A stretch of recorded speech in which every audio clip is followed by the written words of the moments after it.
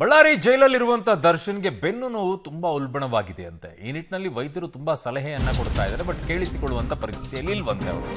ಬೆನ್ನು ನೋವಿಗೆ ಚಿಕಿತ್ಸೆ ಪಡೆಯಲು ದರ್ಶನ್ ಹಿಂದೇಟ್ ಹಾಕ್ತಾ ಇದ್ದಾರಂತೆ.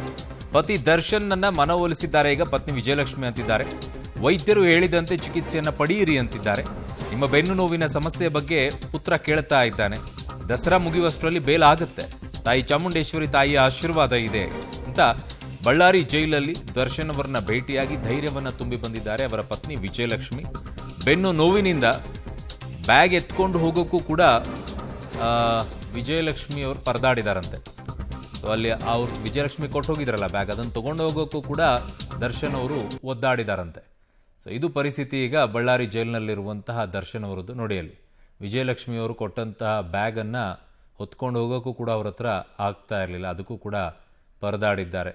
ತುಂಬಾ ಬೆನ್ನು ಇದೆ ಅಂತೆ. ಅಲ್ಲಿ ನನ್ನ ಸಹೋದ್ಯೋಗಿ ಈಗ ಅಮರೇಶ್ ನನ್ನ ಸಂಪರ್ಕಕ್ಕೆ ಸಿಗ್ತಾ ಇದ್ದಾರೆ. ಅಮರೇಶ್, ಯಾಕೆ ಹಿಂದೇಟನ್ನ ಹಾಕ್ತಾ ಇದ್ದಾರೆ ಚಿಕಿತ್ಸೆಯನ್ನ ಪಡೆಯೋಕೆ?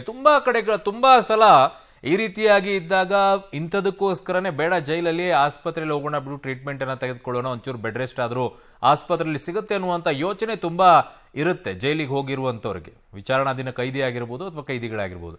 ಬಟ್ ಇಲ್ಲಿ ಯಾಕೆ ಹಿಂದೇಟನ್ನ ಹಾಕ್ತಾ ಇದ್ದಾರಂತೆ? ಅರುಣ್, ಬೆನ್ನು ನೋವಿನ ಸಮಸ್ಯೆ ಇರ್ತಕ್ಕಂಥ ಕೊಲೆ ಆರೋಪಿ ದರ್ಶನ್ಗೆ ಬಳ್ಳಾರಿಯಲ್ಲೇ ಟ್ರೀಟ್ಮೆಂಟ್ ಕೊಡಬೇಕಾಗುತ್ತೆ. ಇದೇ ಕಾರಣಕ್ಕೋಸ್ಕರ ಆರೋಪಿ ದರ್ಶನ್ ಬಳ್ಳಾರಿ ಜೈಲಿನಲ್ಲಿ ವೈದ್ಯರು ನೀಡಿರ್ತಕ್ಕಂಥ ಸಲಹೆಯನ್ನು ತಿರಸ್ಕಾರ ಮಾಡಿದ್ರೆ ಅನ್ನುವಂಥ ಮಾಹಿತಿ ಸಿಕ್ಕಿದೆ.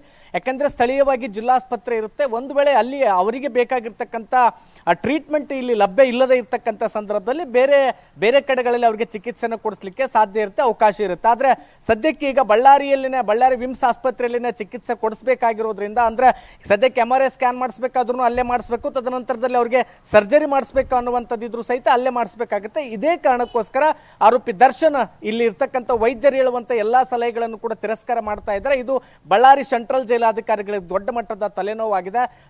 ದರ್ಶನ್ ಅವರ ಬೆನ್ನು ಹುರಿ ನೋವಿನ ಸಮಸ್ಯೆಯಿಂದಾಗಿ ಅವರ ಬೆನ್ನಿನ ಮೂಳೆಗಳಲ್ಲಿ ಬಾವು ಬಂದಿದೆ. ಇದನ್ನ ಪದೇ ಪದೇ ವೈದ್ಯರು ದರ್ಶನ್ ಅವ್ರಿಗೆ ಹೇಳ್ತಾ ಇದ್ದಾರೆ, ಆದಷ್ಟು ಬೇಗ 10 ದಿನಗಳ ಒಳಗಾಗಿ ನೀವು ಚಿಕಿತ್ಸೆಯನ್ನ ಪಡೆದುಕೊಳ್ಳಬೇಕು. ಒಂದ್ ವೇಳೆ ಇಲ್ಲದೆ ಇದ್ರೆ ಅದು ನೋವು ಮತ್ತಷ್ಟು ಉಲ್ಬಣವಾಗುತ್ತೆ, ಮುಂದೆ ಸಮಸ್ಯೆ ಆಗುವಂತ ಅನ್ನುವಂಥದ್ದನ್ನ ಹೇಳಿದ್ರು ಸಹಿತ ದರ್ಶನ್ ಅವರು ಕಿವಿಗೊಡ್ತಾ ಇಲ್ಲ. ಇದೇ ಕಾರಣಕ್ಕೋಸ್ಕರ ಮುಂದೆ ನಮಗೆ ಸಮಸ್ಯೆ ಆಗಬಾರ್ದು ಅನ್ನುವಂಥ ಉದ್ದೇಶಕ್ಕಾಗಿ ಬಳ್ಳಾರಿ ಜೈಲಾಧಿಕಾರಿಗಳು ಸಹಿತ ದರ್ಶನ್ ಅವರ ಪ್ರತಿಯೊಂದು ಹೇಳಿಕೆಗಳನ್ನು ಕೂಡ ದಾಖಲು ಮಾಡಿಕೊಳ್ತಾ ಇದ್ದಾರೆ. ಯಾಕಂದ್ರೆ ತದನಂತರದಲ್ಲಿ ನನಗೆ ಚಿಕಿತ್ಸೆ ಕೊಡಿಸಲಿಲ್ಲ ಅಂತೇಳಿ ನಂತರ ಅವರೇ ಕೋರ್ಟಲ್ಲಿ ಏನಾದರೂ ಉಲ್ಟಾ ಹೊಡಿಬಹುದು. ಇದೇ ಕಾರಣಕ್ಕೋಸ್ಕರ ಎಲ್ಲಾ ರೀತಿಯ ಮುಂಜಾಗ್ರತಾ ಕ್ರಮಗಳನ್ನು ಸಹಿತ ಬಳ್ಳಾರಿ ಸೆಂಟ್ರಲ್ ಜೈಲಾಧಿಕಾರಿಗಳು ಕೈಗೊಳ್ತಾ ಇದ್ದಾರೆ. ಮತ್ತೊಂದು ಕಡೆಗೆ ದರ್ಶನ್ ಅವರು ಅನುಭವಿಸ್ತಿರ್ತಕ್ಕಂಥ ನೋವಿನ ಬಗ್ಗೆ ವಿಜಯಲಕ್ಷ್ಮಿ ಅವರಿಗೆ ಸ್ವತಃ ಜೈಲಾಧಿಕಾರಿಗಳೇ ಒಂದಿಷ್ಟು ಅಂದ್ರೆ ಅವ್ರಿಗೆ ಗಮನಕ್ಕೆ ತಂದಿದ್ರು. ಅದಾದ್ಮೇಲೆ ವಿಜಯಲಕ್ಷ್ಮಿ ಅವರು ಇವತ್ತು ಬಳ್ಳಾರಿ ಸೆಂಟ್ರಲ್ ಜೈಲ್ಗೆ ಬಂದು ದರ್ಶನ್ ಅವರಿಗೆ ವೈದ್ಯರು ಹೇಳುವ ರೀತಿಯಲ್ಲಿ ನೀವು ಚಿಕಿತ್ಸೆಯನ್ನು ಪಡೆದುಕೊಳ್ಳಿ ಅನ್ನುವಂಥ ಸಲಹೆಯನ್ನು ಕೂಡ ಕೊಟ್ಟರೆ, ಅದರ ದರ್ಶನ್ ಅವರು ಪತ್ನಿ ಮಾತನ್ನು ಕೂಡ ನಿರಾಕರಿಸಿದ್ದಾರೆ. ಅಂದ್ರೆ ನನಗೆ ಸದ್ಯಕ್ಕೆ ಬೇಡ, ಪೇನ್ ಕಿಲ್ಲರ್ ಟ್ಯಾಬ್ಲೆಟ್ ಗಳನ್ನು ತೆಗೆದುಕೊಳ್ತಾ ಇದ್ದೀನಿ, ಆಮೇಲೆ ನಮಗೆ ಇನ್ನೂ ಆದಷ್ಟು ಬೇಗ ಜಾಮೀನು ಸಿಗುತ್ತಲ್ಲ, ಜಾಮೀನು ಸಿಕ್ಕಾದ್ಮೇಲೆ ಬೆಂಗಳೂರಿಗೆ ಬಂದು